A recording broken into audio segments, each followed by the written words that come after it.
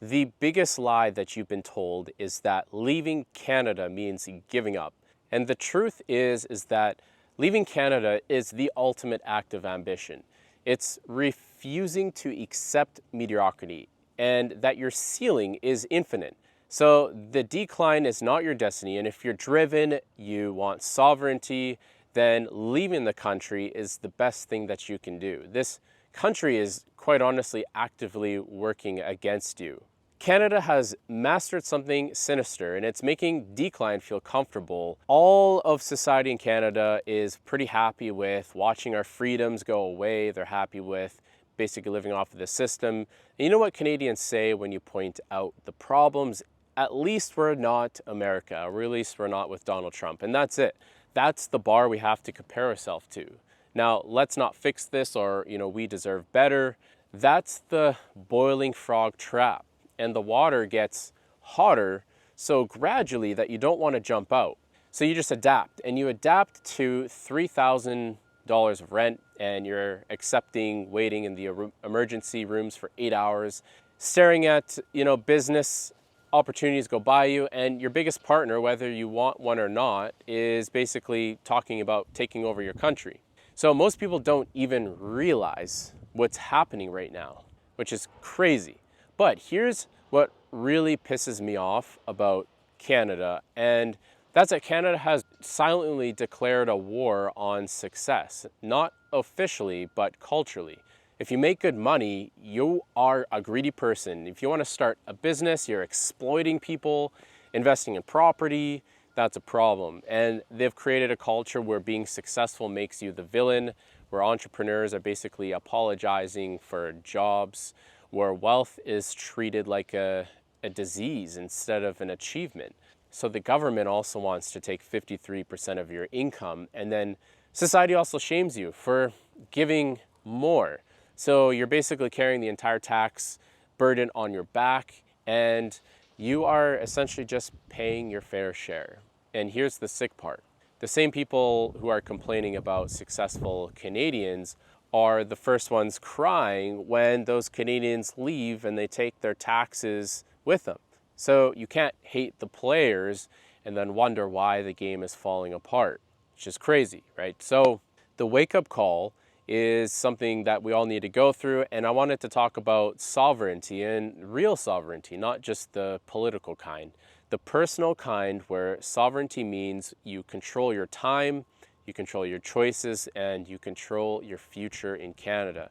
Now, you don't need to have sovereignty, but the government decides how much money you keep, and then they decide what you can say and what you can do on your own. And then they end up freezing your bank account for political interest as well, and they can lock you in your house and call it public health, which is absolutely crazy as well. That's not citizenship, guys. Managed existence. So you're not building a life, you're just managing a decline within the boundaries they set for you. And real sovereignty, I believe, is having multiple options, multiple citizenships, incomes, independent incomes in different countries where the government can't overreach you and step on your feet. So yeah, if you complain on social media, they might also shut you down as well. But the ambition killer is you want to know what Canada's really, really good at. That's killing ambition. They've created a system that punishes excellence, and they actually reward mediocrity. If you want to scale a business, you have to really enjoy navigating like 15 different government agencies, bureaucracies, fees. If you want to invest and build wealth, there is a bit of a tax rate that makes sense for sure, but if you're building a business and you want to innovate, then you're basically going to have to pay to keep your business alive. So this country takes ambitious people and they turn them into corporate drones or government employees.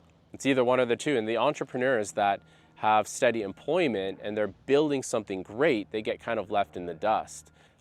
So starting a family is really unrealistic for a lot of people here, and that's just the government making it hard for a specific reason. So here's the beauty of all of this though. Here's what they don't want you to know, and that the rest of the world is hungry for ambitious and talented people. Think of all these countries as, you're their client, you're their customer. While Canada is managing decline, other countries are competing for these people, right? So you have, Singapore, who wants entrepreneurs, and they offer territorial taxation. Dubai has zero personal income tax and world-class infrastructure. Poland has 12% tax. Panama's great. And these aren't even third world countries. These are places actively trying to attract the exact people that is pushing away. These are talented people, people that have options, and they have to compete for these people instead of exploiting them. So while Canada debates pronouns and carbon taxes, these other countries are building futures. And if you either see it or you don't. And I used to think freedom meant having the right vote every 4 years, which isn't the case. Now I understand that freedom means having the right to essentially leave and pick up when your government stops you from serving you. And real freedom is taking control and waking up every single day knowing that the options are in your control, knowing that no single government, no person has control over you and your future. And ultimately, it's up to you to be disciplined, to push yourself every single day. And most Canadians are trapped by their own comfort. They have, one income source, one language, they just know English.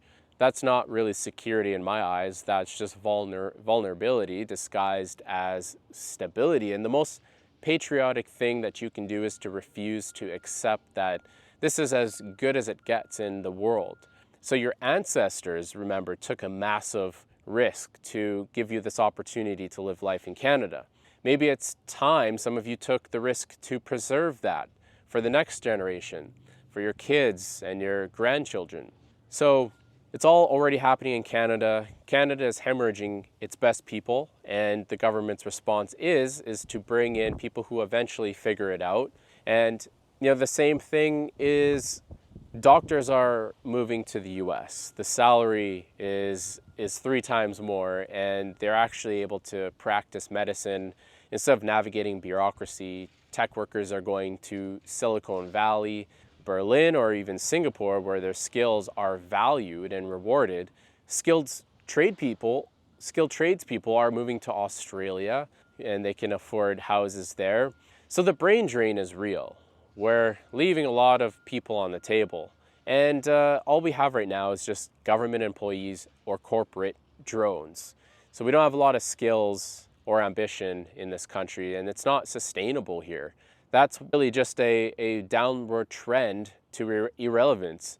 So here's my question to you guys watching this video. What are you optimizing for in life? Do you want comfort, or do you want growth? Do you want safety, or do you want sovereignty? Fitting in or standing out? Because if you want to build something significant, if you want to build real wealth, if you want actual freedom, Canada is actively working against those goals. This country rewards mediocrity and it punishes excellence. And the new Canadian dream isn't what the old Canadian dream was. It's not getting a government job. It's developing skills so valuable that the whole world wants them, and you have the choice to deploy those skills anywhere you want in the world, whoever values them the most. So stop thinking like a Canadian and start thinking like a global citizen. That's not a term that a lot of people like to use, but if you hold a Canadian passport, you have that advantage. You speak English. It's another advantage. So I'm not telling you to hate Canada. I'm just telling you to stop letting Canada limit your potential. And this country has had its time. It's served its purpose, and now it's just choosing its decline. So you don't have to go down with it. Build location-independent skills, develop a global mindset, create multiple streams of income. Get that second passport. Stop apologizing for being more. And the world is bigger than just Canada. Your potential is bigger than the Canadian limitations that this country has put on you. And your future doesn't have to be tied to the decline. So the new Canadian dream is graduating from needing Canada at all. The question is, are you ambitious enough to make that happen? Hope you guys enjoyed the video. See you guys on the next one.